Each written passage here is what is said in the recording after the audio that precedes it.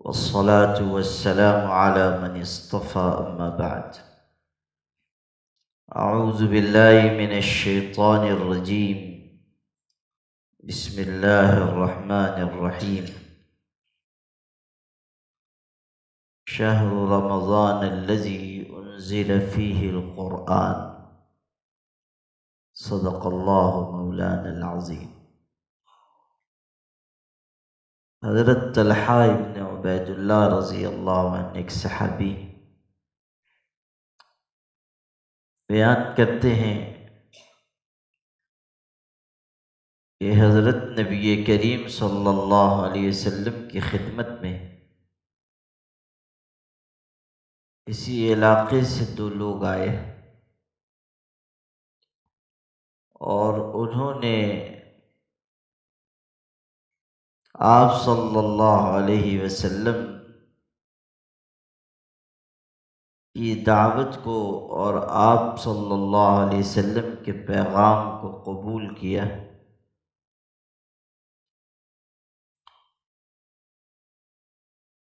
دائرہ اسلام میں داخل ہوئے۔ ان میں سے ایک دوسرے سے زیادہ محنت کرنے والا شخص تھا، یعنی دونوں مسلمان ہیں، دونوں عمل کر رہے ہیں، لیکن ایک زیادہ محنتی تھا۔ یہ جو زیادہ محنت کرنے والا تھا، اس نے کسی موقع پر جہاد میں حصہ لیا اور شہید ہو گیا، اور وہ جو دوسرا شخص تھا وہ مزید 1 سال تک زندہ رہا اور پھر اللہ کو پیارا ہوا۔ حضرت طلحہ رضی اللہ عنہ کہتے ہیں کہ میں نے خواب دیکھا اور خواب میں جنت کا نظارہ کیا۔ ایک فرشتہ جنت سے نکل کر آیا اور اس کو جو 1 سال کے بعد فوت ہوا تھا، اس سے کہا چلو جنت میں، اور جنت میں لے کر چلا گیا۔ وہ جو شہید ہوا تھا اور محنت بھی اس کی کچھ زیادہ تھی، وہ باہر رہا۔ پھر فرشتہ آیا، اس نے اس شخص سے کہا کہ چلو، اس کو بھی جنت میں لے گیا۔ پھر تیسری مرتبہ آیا، مجھ سے کہا تم واپس جاؤ، ابھی تمہارا وقت نہیں آیا، تم ابھی نہیں آؤ گے، واپس جاؤ۔ جب صبح ہوئی اور انہوں نے یہ خواب بیان کیا تو صحابہ کرام کو بڑی حیرت ہوئی، تعجب ہوا کہ ایک شخص جو اللہ کی راہ میں شہید ہوا وہ جنت میں کچھ دیر سے گیا، اور جو بعد میں فوت ہوا وہ پہلے چلا گیا۔ ہوتے ہوتے یہ بات حضرت نبی کریم صلی اللہ علیہ وسلم تک پہنچی۔ آپ نے فرمایا کیوں تعجب کرتے ہو؟ غور کرو کہ یہ بعد میں فوت ہونے والا 1 سال تک زندہ رہا، اس کو رمضان ملا، اس نے رمضان میں عبادت کی، اور 1 سال میں اتنے سجدے اس نے ادا کیے، یعنی 1 سال کی نمازیں اس کی بڑھ گئیں، رمضان کی عبادتیں اس کی بڑھ گئیں۔ روایت کے الفاظ ہیں کہ یہ 1 سال کے اعمال ایسے ہیں کہ انسان کے، اس شخص کے اور اس پہلے والے انسان کے درمیان آسمان اور زمین کے برابر فاصلہ پیدا کرتے ہیں۔ یہ حدیث در حقیقت اعمال کی اہمیت بتاتی ہے، اور یہ بھی بتاتی ہے کہ رمضان المبارک کیسا بابرکت پرعظمت مہینہ ہے، اور اس کی عبادت کی کیسی خاصیت اور خصوصیت ہے۔ اللہ تعالی ہم سب کو رمضان نصیب فرمائے اور اس کی پرکیف عبادتوں سے حصہ عطا فرمائے۔ اللہ کی راہ میں شہادت بہت اونچا عمل ہے، کوئی یہ نہ سمجھے کہ شہادت چھوٹی چیز ہے۔ اللہ کے راستے میں جان نچھاور کرنا بہت بڑی بات ہے، اور اللہ کے ہاں اس پر بہت بڑا اجر ہے۔ شہید کا خون زمین پر گرتا نہیں کہ اللہ کے ہاں مقبول ہو جاتا ہے۔ شہداء کے بارے میں ہے کہ اللہ ان کو سبز پرندوں کے پوٹ میں داخل کر دیتا ہے، اور وہ جنت میں اڑتے پھرتے ہیں۔ پھر جب شام کا وقت آتا ہے تو وہ لوٹ کر آتے ہیں، اور عرش کے نیچے قندیلیں لٹکی ہوئی ہیں، ان میں وہ رات کو بسیرا کرتے ہیں۔ تو شہیدوں کا مقام بہت اونچا ہے، لیکن ہمیں یہ بتانے کے لیے کہ اعمال کی کیسی اہمیت ہے اور رمضان المبارک کی کیسی عظمت ہے، یہ واقعہ پیش آیا، اور حضرت نبی کریم صلی اللہ علیہ وسلم نے بتایا کہ رمضان کو پا لینا اور ایک سال تک نمازیں اور اعمال اور عبادتیں انجام دینا انسان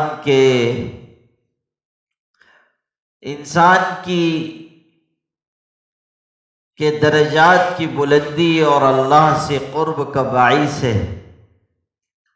اسی لیے حدیث میں یہ بات بھی ہے، حضور نبی کریم صلی اللہ علیہ وسلم سے پوچھا گیا کہ خوش نصیب انسان کون ہے؟ آپ نے فرمایا من طال عمرہ وحسن عملہ، جس کی عمر لمبی ہو اور عمل اچھا ہو۔ اس لیے کہ عمر زیادہ ہوگی اور اچھا عمل ہوگا تو اعمال کا ذخیرہ زیادہ اکٹھا ہوگا۔ پھر پوچھا گیا کہ محروم انسان کون ہے؟ آپ نے فرمایا جس کی عمر لمبی ہو اور عمل برا ہو، اس لیے کہ برائیاں زیادہ جمع ہو جائیں گی۔ تو عمر اگر لمبی ہے اور اچھے عمل کی توفیق مل رہی ہے تو یہ اللہ کی بڑی نعمتوں میں سے ایک نعمت ہے۔ حدیث میں نے آپ کو اس لیے سنائی، وہ حدیث جس میں عمل کی اہمیت ہے، تاکہ اعمال کی طرف ہماری رغبت ہو اور رمضان المبارک کی قدر و قیمت پہچانیں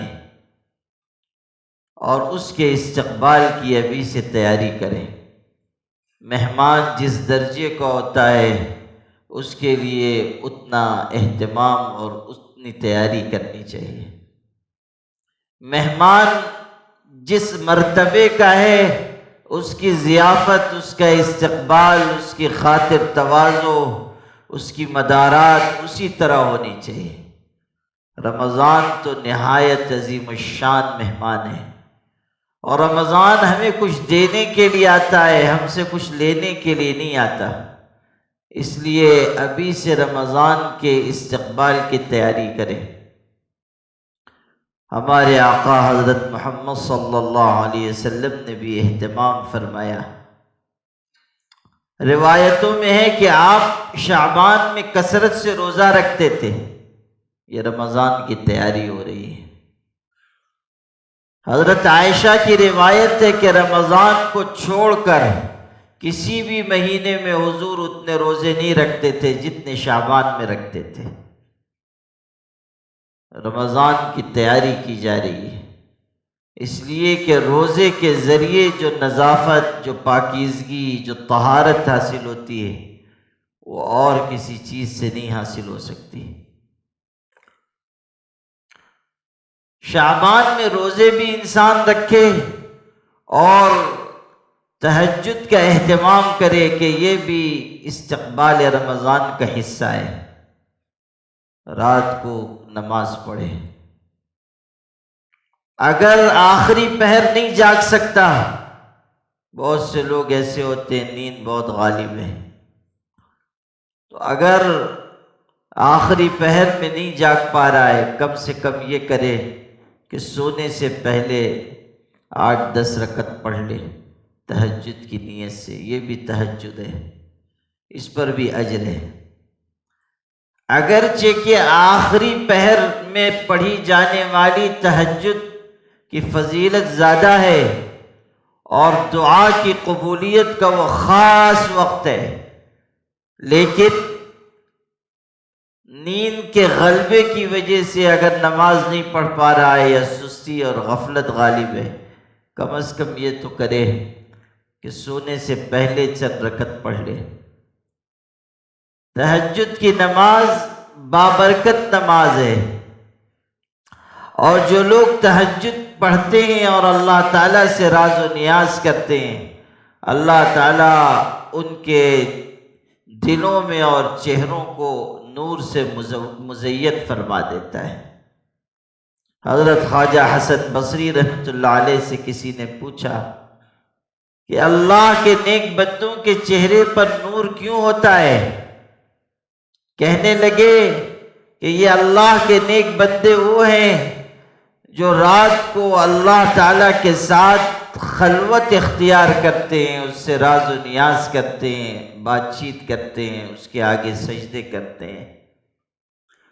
جب اللہ سے وہ قریب ہوتے ہیں تو اللہ اپنے نور کا کچھ حصہ ان کو عطا فرماتا ہے. اسی لیے دل، چہرہ اور اعمال نورانی ہو جاتے ہیں. کچھ وقت انسان ایسا گزارے کہ جب وہ اور اس کا پاک پروردگار ہو، تیسرا کوئی وہاں نہ ہو، نہ وجود میں نہ خیال میں. یہ ذہن میں رکھیے، نہ تیسرے شخص کا کوئی وجود ہو اور نہ ذہن میں کسی کا کوئی خیال ہو. بس اللہ کو یاد کرے، اللہ کا ذکر کرے، اللہ کی طرف متوجہ رہے. کوئی بہت بڑے اللہ والے تھے، ان سے کسی نے کہا کہ حضرت خاص وقت کی دعا میں مجھ کو یاد کیجیے گا. لوگ کہتے ہیں نا کہ مخصوص دعا میں یاد کیجیے، خاص وقت کی دعا میں یاد کیجیے. خاص وقت یعنی جب اللہ تعالیٰ سے نزدیکی اور قرب حاصل ہو، اللہ تعالیٰ سے راز و نیاز ہو. تو کہا کہ خاص وقت کی دعا میں مجھ کو یاد فرمائے. ان بزرگ نے کیسا جواب دیا؟ کہنے لگے اس خاص وقت پر اللہ کی لعنت جس میں تم یاد آ جاؤ. یعنی وہ کون سا خاص وقت ہوا کہ جس میں تم یاد آؤ؟ خاص وقت وہ ہے کہ جب انسان سب کچھ بھلا دے اور ہر طرف سے غافل ہو جائے اور صرف اللہ کی طرف متوجہ ہو. خاص وقت وہ ہے کہ جب انسان سب کچھ فراموش کر دے، یاد رہے تو صرف اللہ کی یاد، اور تذکرہ ہو تو صرف پاک پروردگار کا. اللہ اکبر. انسان اللہ تعالیٰ کے حضور میں حاضر رہے اور تمام دنیا اور ما فیہا سے بے خبر ہو جائے. اللہ اکبر. روایت اگرچہ کہ کمزور ہے لیکن کتابوں میں آئی ہے کہ حضرت نبی کریم صلی اللہ علیہ وسلم ایک خاص کیفیت سے گزر رہے ہیں اور حضرت عائشہ رضی اللہ عنہا آئیں. ان آہٹ محسوس کر کے حضور نے پوچھا کون؟ تو انہوں نے کہا عائشہ ہوں. آپ نے فرمایا کون عائشہ؟ میں نہیں جانتا، یعنی پہچاننے سے انکار فرمایا. انہوں نے کہا بنت ابی بکر، ابو بکر کی بیٹی عائشہ. آپ نے فرمایا کون ابو بکر؟ میں نہیں جانتا. کیفیت ایسی تھی کہ اپنے بچپن کے ساتھی اور دوست کو بھی پہچاننے سے انکار کر دیا. کہا کون ابو بکر؟ میں نہیں جانتا۔ حضرت عائشہ کو پہچاننے سے انکار کر دیا۔ حضرت عائشہ خوفزدہ ہو گئی اور لوٹ گئی۔ صبح جب آپ کی کیفیت عام کیفیت کی طرح تھی تو آپ صلی اللہ علیہ وسلم سے حضرت عائشہ نے کہا کہ رات آپ نے مجھ کو پہچاننے سے انکار فرما دیا۔ آپ نے فرمایا کہ عائشہ، ایسا وقت مجھ پر گزرتا ہے کہ جبریل میکائیل کا وہاں گزر نہیں، تمہاری کیا حیثیت ہے؟ ایسے احوال کیفیات گزرتے ہیں۔ اللہ اکبر۔ یہ چیز ہمارے ذہن میں رہے کہ اللہ تعالیٰ کے ساتھ ایسا قوی اور صحیح تعلق ہو کہ بس اللہ کی یاد باقی رہے۔ کسی صاحب دل سے کسی نے پوچھا تھا آپ نماز پڑھتے ہیں، دنیا کا خیال آتا ہے؟ فرمانے لگے نہ نماز میں آتا ہے نہ نماز سے باہر آتا ہے، یعنی ہم تو کسی اور کے خیال میں مشغول ہیں، دوسرا کوئی خیال داخل نہیں ہو سکتا۔ قرآن میں آپ پڑھیں، ارشاد ہے حضرت سلیمان کے واقعے میں، ان الملوک اذا دخلوا قریۃ افسدوها وجعلوا اعزۃ اہلها اذلہ، کہ جب بادشاہ کسی بستی میں داخل ہوتے ہیں تو وہاں تباہی مچا دیتے ہیں اور وہاں رہنے والے عزت دار لوگوں کو ذلیل کر دیتے ہیں۔ یہ بادشاہوں کے بارے میں کہا، کسی بستی میں جائیں گے تباہی مچا دیں گے، اور جب فاتحانہ شان کے ساتھ داخل ہوں گے سارے عزت دار لوگوں کو رسوا کر دیں گے۔ قرآن کی اس آیت میں ایک اشارہ ہے اور وہ بہت معرفت والا اشارہ ہے، وہ یہ ہے کہ جس طرح بادشاہ کسی بستی میں داخل ہوتے ہیں تو تباہی بربادی مچا دیتے ہیں اور ہر ایک کو قتل کرتے ہیں اور عزت داروں کو ذلیل کر دیتے ہیں، اسی طرح اللہ تعالیٰ کی یاد جو ساری یاد کی بادشاہ ہے اور اللہ کا ذکر جو ہر ذکر کا بادشاہ ہے، جب کسی کے دل میں یہ ذکر داخل ہو جاتا ہے تو دوسری ساری یادوں کو قتل کر دیتا ہے، دوسرے سارے خیالات کو مٹا دیتا ہے۔ آئی ان کی یاد تو آتی چلی گئی، ہر نقش ماں سوا کو مٹاتی چلی گئی۔ آئی ان کی یاد تو آتی چلی گئی، ہر نقش ماں سوا کو مٹاتی چلی گئی۔ اللہ کا ذکر سب سے بڑی چیز ہے، اللہ کی یاد حاصل کائنات ہے۔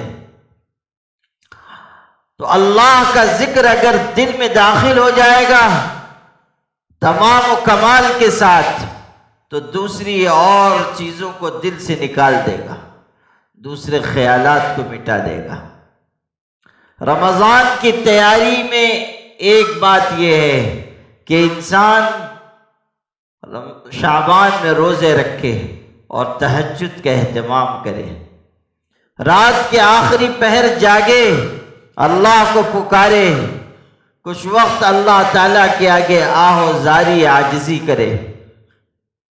رمضان کی تیاریوں میں سے یہ بھی ہے کہ صدقہ خیرات کیا جائے اور اللہ تعالیٰ کا تقرب حاصل کیا جائے۔ اسی طرح ایسی چیزیں جو اللہ کی رحمت کی راہ میں رکاوٹ ہیں ان سے اپنے آپ کو بچایا جائے۔ کل میں نے تقریر کی تھی اور بتایا تھا کہ رحمت سے سارے کام بنتے ہیں مگر رحمت کی راہ میں گناہ رکاوٹ بن جاتے ہیں۔ اگر انسان گناہ پر اصرار کرے گا رحمت سے محروم ہوگا۔ رمضان رحمت، برکت، مغفرت کا مہینہ ہے، لیکن اس کے لیے ضروری ہے کہ ہم اپنے اندر سے گناہ اور معصیت اور برائی کو نکالیں۔ ابھی سے تیاری کریں، ابھی سے اپنا جائزہ لیں، احتساب کریں، اپنے دل کی نگرانی کریں، گناہ کی عادتوں کو چھوڑیں۔ اگر گناہ کی عادت باقی رہے گی، رمضان کی رحمتوں سے محرومی ہاتھ آئے گی۔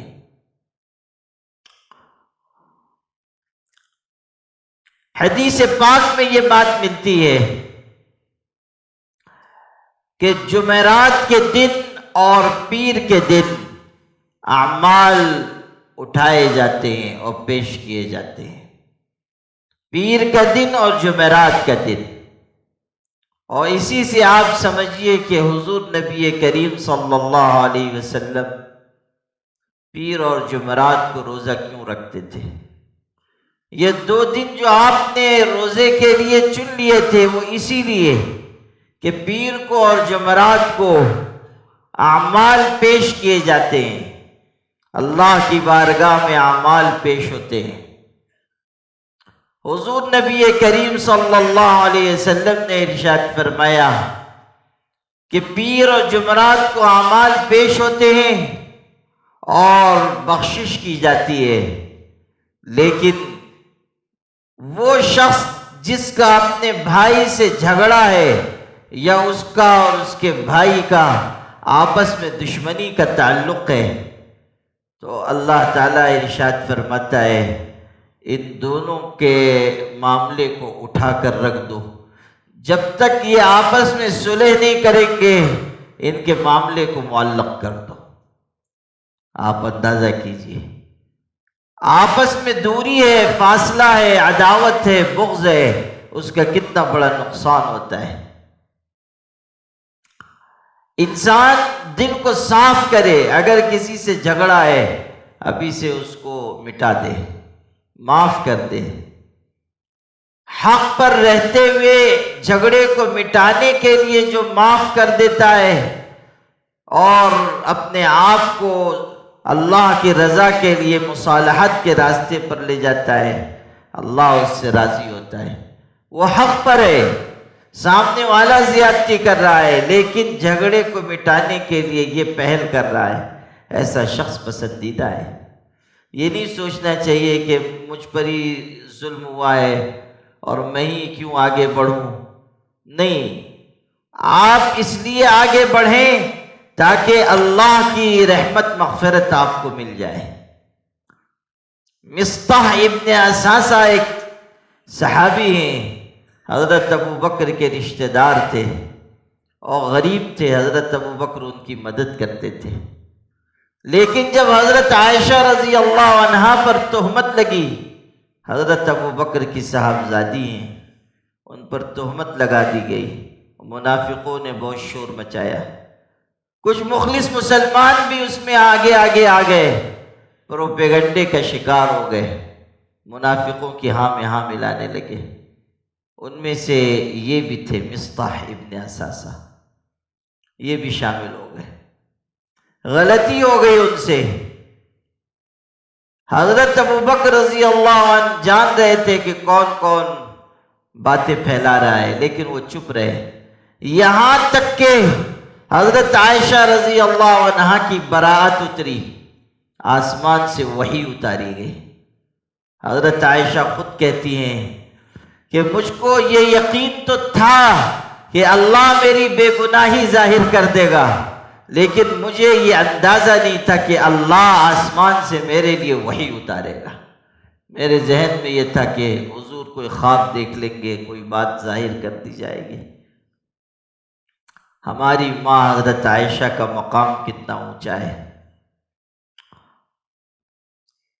بنی اسرائیل کا عبادت گزار تھا جریج، اس کا تفصیلی قصہ روایت میں آیا ہے، اس پر بھی تہمت لگی تھی بدکاری کی، اور اللہ نے اس کی برات ظاہر کی، اس طرح کہ جس عورت نے یہ کہا کہ اس نے بدکاری کی اور بدکاری کے نتیجے میں میرے ہاں بچہ پیدا ہوا، جریج نے اسی دودھ پیتے بچے کے پیٹ میں انگلی چبوئی، وہ بہت نیک عبادت گزار تھا، اور انگلی چبو کر اس نے کہا کہ تم بتاؤ تمہارا باپ کون ہے؟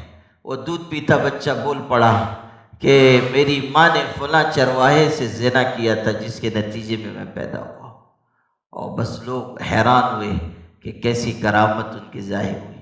حضرت یوسف پر بھی تہمت لگی، زلیخا کے خاندان کے دودھ پیتے بچے نے گواہی دی کہ یہ پاک دامن ہے، یہ قصوروار نہیں۔ اندازہ کیجئے کہ حضرت یوسف کی بے گناہی کی شہادت بچہ دے رہا ہے، جریج کی بے گناہی اور عفت و طہارت کی گواہی شیرخوار بچہ دے رہا ہے، لیکن ہماری ماں حضرت عائشہ کی بے گناہی کی شہادت خود پاک پروردگار دے رہا ہے، اور آسمان سے وحی اتارتا ہے، اور 18 آیتیں قرآن پاک کی آئی ہیں جن میں حضرت عائشہ رضی اللہ عنہا کی پاک دامنی کا ذکر ہے۔ جو میں عرض کر رہا تھا وہ یہ کہ حضرت عائشہ رضی اللہ عنہا پر تہمت لگانے والے تو منافق تھے، کچھ لوگ ان میں مسلمان بھی شامل ہو گئے، اور ان میں یہ بھی تھے۔ جب برات آئی اور پاک دامنی ظاہر کی گئی، حضرت ابو بکر رضی اللہ عنہ، حضرت مصطح ابن اساسہ جو حضرت ابو بکر کے زیر احسان بھی تھے، ان سے بہت سخت ناراض ہوئے اور قسم کھا لی کہ آج کے بعد ان کو کچھ نہیں دوں گا۔ ان پر احسان کرتا تھا، یعنی ان کی مدد کرتا تھا، اب نہیں دوں گا، حسن سلوک نہ کرنے کی قسم کھا لی۔ اس پر قرآن کی آیت آئی کہ فضل و کمال والوں کو ایسی قسم نہیں کھانی چاہیے، اور جو الفاظ ہیں وہ آپ کو سناتا ہوں، وہی آپ کو اصل سنانے تھے۔ ارشاد ہوا الا تحبون ان یغفر اللہ لکم، کیا تم نہیں چاہتے ہو کہ اللہ تم کو معاف کر دے؟ اگر چاہتے ہو کہ اللہ معاف کرے تو تم بھی دوسروں کو معاف کرو۔ فَلْيَعْفُوا وَلْيَصْفَحُوا، عفو درگزر سے کام لو۔ کیا نہیں چاہتے ہو کہ اللہ تم کو معاف کرے؟ یعنی اگر اپنی بخشش چاہتے ہو تو دوسروں کو بھی معاف کرنے کی عادت ڈالو۔ تو اگر ہم یہ چاہتے ہیں کہ اللہ ہم کو معاف کرے، ہم بھی دوسروں کو معاف کر دیں، جس سے ستایا، جس نے تکلیف دی، جس نے ہمارے ساتھ زیادتی کی۔ صل من قطعک، جو تم سے رشتہ توڑے تم اس سے رشتہ جوڑو، جو تم پر ظلم کرے معاف کر دو، جو تمہارے ساتھ برا سلوک کرے تم اس کے ساتھ اچھا سلوک کرو۔ یہ ہمارے آقا حضرت محمد صلی اللہ علیہ وسلم کی تعلیم ہے۔ جو رشتہ توڑ رہا ہے تم رشتہ جوڑو، جو دور جا رہا ہے قریب کرو، جو ظلم کر رہا ہے معاف کرو، جو برا سلوک کرے تم اس کے ساتھ اچھا معاملہ، اچھا برتاؤ، اچھا سلوک کرو۔ لا الہ الا اللہ۔ تو اگر کسی سے کوئی جھگڑا ہے، کوئی خصومت، کوئی دشمنی ہے، رمضان آنے سے پہلے پہلے معاملہ صاف کر لیں، معاف کر دیں، جھگڑے کو مٹا دیں، خود آگے بڑھ کر پہل کریں۔ نبی کریم صلی اللہ علیہ وسلم نے ارشاد فرمایا، جو انسان اپنے بھائی کو 3 دن سے زیادہ چھوڑے رکھتا ہے، یعنی 3 دن سے زیادہ بات چیت بند رکھتا ہے، پھر مر جاتا ہے، ایسا شخص جہنم میں داخل ہوتا ہے۔ آپ اندازہ کیجئے کتنی سخت وعید ہے۔ 3 دن سے زیادہ اگر اپنے بھائی سے بات چیت بند کر رہا ہے، تعلق منقطع کر رہا ہے، مرے گا جہنم میں جائے گا۔ اللہ اکبر۔ آپ تشریف رکھتے تھے، صحابہ بیٹھے ہوئے ہیں، اچانک آپ نے کہا تم میں سے کوئی شخص اگر ایسا ہو جو رشتہ توڑنے والا ہو وہ اٹھ جائے۔ ایک صاحب تھے، ان کا اپنی خالہ سے کچھ جھگڑا تھا، وہ کھڑے ہوئے مجلس سے چلے گئے، تھوڑی دیر کے بعد آئے، حضور سے کہا میرا خالہ سے جھگڑا تھا۔ آپ نے ارشاد فرمایا میں گیا، میں نے معافی مانگ لی، معاملہ صاف کر کے آیا ہوں۔ آپ خوش ہوئے۔ آپ نے فرمایا سنو، اللہ تعالیٰ اس قوم پر رحمت نہیں اتارتا جس میں کوئی رشتہ توڑنے والا ہو۔ اللہ اس قوم کو رحمت سے محروم کر دیتا ہے جس میں کوئی رشتہ توڑنے والا ہو۔ رشتہ جوڑ کر رکھیں، حسن سلوک کریں، دوسروں کو دیں، دوسروں سے کوئی امید نہ رکھیں۔ بہت سارے جھگڑے لڑائی صرف اس لیے پیدا ہوتے ہیں کہ ہم امید لگاتے ہیں، وہ امید پوری نہیں ہوتی، بس پھر ہم کو تکلیف ہوتی ہے، ہم کو اذیت ہوتی ہے۔ کسی سے کوئی امید ہی نہ رکھے، ہم سے جو ہو سکے ہم کر دیں، اور دوسروں سے کوئی خواہش کوئی امید ہمیں نہ ہو کہ فلاں ہم کو یہ دے گا، فلاں ہمارے ساتھ ایسا کرے گا، فلاں ہم کو یہ چیز عطا کرے گا۔ نہیں، امید خوف سب اللہ کی ذات سے ہو، بس جو لینا ہے ہمیں اللہ سے لینا ہے۔ حضرت حسن رضی اللہ عنہ حضور کے نواسے ہیں، ان پر کچھ تنگی آئی، کچھ پریشانی آئی، حضرت امیر معاویہ رضی اللہ عنہ کے ہاں سے وظیفہ آتا تھا، وظیفہ آنے میں بھی دیر ہو گئی، وہ پریشان ہوئے، حضور صلی اللہ علیہ وسلم کی قبر اطہر پر حاضر ہوئے، وہاں جا کر دعا کی۔ رات کو سوئے تو خواب دیکھا، حضور صلی اللہ علیہ وسلم تشریف لائے ہیں، کہتے ہیں بیٹا حسن پریشان کیوں ہوتے ہو، یہ دعا پڑھا کرو، اللہم اقذف فی قلبی رجاک واقطع رجائی عمن سواک حتی لا ارجو احدا غیرک۔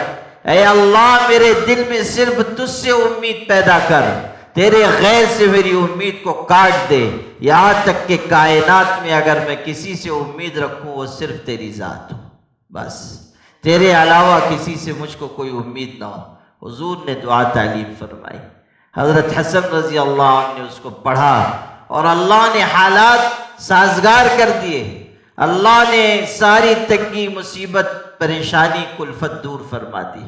سبحان اللہ، دعا دیکھیے کیسی سکھائی، اپنے نواسے کو کہہ رہے ہیں اللہم اقذف فی قلبی رجاک، اے اللہ میرے دل میں صرف تجھ سے امید پیدا کر، اور تیرے غیر سے میری ہر امید کو کاٹ دے، یہاں تک کہ میں صرف تجھ سے امید رکھوں، تیرے علاوہ کسی سے امید نہ رکھوں۔ تو کسی سے توقع مت رکھیے، امید مت رکھیے، بس اللہ کی ذات سے امید ہو۔ تو خدا نخواستہ اگر کسی سے معاملات صاف نہیں ہیں، کر لیجئے، رمضان آنے سے پہلے ابھی سے کچھ تیاری تلاوت کی ایسی کیجئے کہ کثرت تلاوت رمضان میں نصیب ہو، ابھی سے تلاوت کی مقدار بڑھائیے۔ یہ نہیں کہ رمضان آئے گا تو قرآن کھولیں گے، قرآن سے ایسا کمزور رشتہ نہیں ہونا چاہیے۔ قرآن پاک ہر دن پڑھی جانے والی کتاب ہے، روز تلاوت کیجیے، اور اب چونکہ رمضان بہت قریب ہے تلاوت بڑھا دیں، اور رمضان میں تو خوب تلاوت کریں۔ ابھی سے ایک نظام بنائیں کہ مجھ کو رمضان میں اتنی تلاوت کرنی ہے، اتنا ختم کرنا ہے، اتنی مرتبہ قرآن پڑھنا ہے، اتنے نوافل پڑھنے ہیں، اس طرح تہجد کا اہتمام کرنا ہے۔ ابھی سے کاموں کو کچھ کم کر دیجئے، ادھر کچھ کام زیادہ کر لیجئے تاکہ رمضان میں سہولت ہو۔ رمضان ایسا مہینہ ہے کہ اس کو عبادت کے لیے خاص کرنا چاہیے۔ اللہ تعالی ہم سب کو رمضان کی عظیم الشان برکتیں نصیب فرمائے، اور اللہ بار بار ہمیں رمضان عطا فرمائے، عمر میں برکت اور حسن عمل کی توفیق عطا فرمائے، اور اللہ ہم سے راضی اور خوش ہو جائے۔ وآخر دعوانا الحمد للہ رب العالمین۔